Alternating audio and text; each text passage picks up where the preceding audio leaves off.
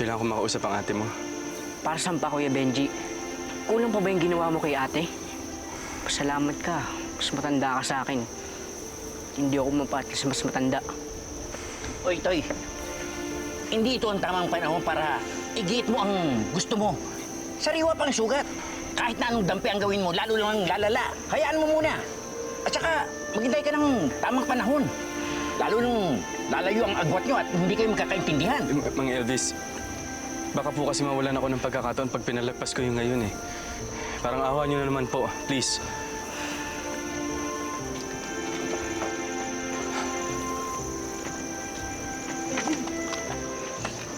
Kapal na mukha mo. Pa nagpunta dito? Daddy, Tama na yung isang beses mong niloko yung anak ko. Di ba sinabihan na kita noon? Sabi ko sa'yo, huwag mong sasaktan ang anak ko. Dahil alam mo sila ang buhay ko. Pero anong ginawa mo? Bakit mo ginawa yun?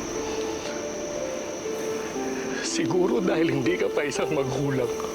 Hindi mo pa nararamdaman kung gaano kasakit. Ang nararamdaman ko yung makita kong umiiyak ang aking anak. Daddy. Di naman ako nagkulang ng paalala sa'yo, ha? Paano mo gusto kong gawin sa'yo ngayon? Gusto ko kitang patayin! Pero hindi ko magawa. Hindi ko magawa dahil doon sa utang na loob ko sa'yo. Patawarin niyo po ako. Daddy. Anong patawad? Hindi ko naman nakakalimutan yun eh.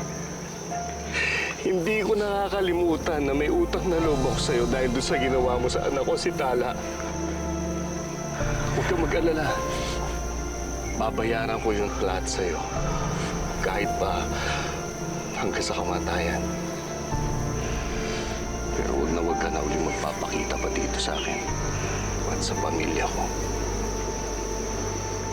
Alis ka na. Daddy, patawad.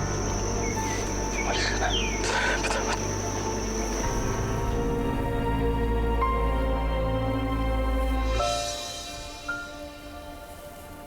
Oh, nandiyan na si Benji. Oh. Ayan na si Benji. Puso talaga yung mga Rosales. Manloloko. Kawawa Siya naman rito. Sinag. Niloko mo si Sinag. Sino to ah? Kawawa Maguging ko naman ng ugali mo eh. Tuso Pupunta-punta talaga ka itong pa mga rito. Rosales. Ito. Wala sino yan. Okay ka lang?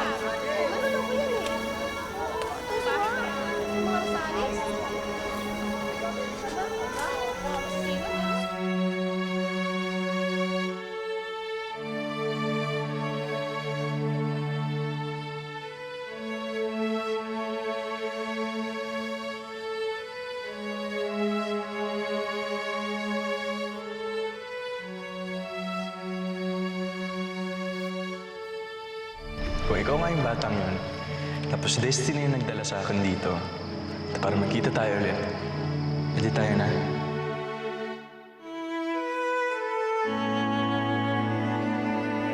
Isa tayo?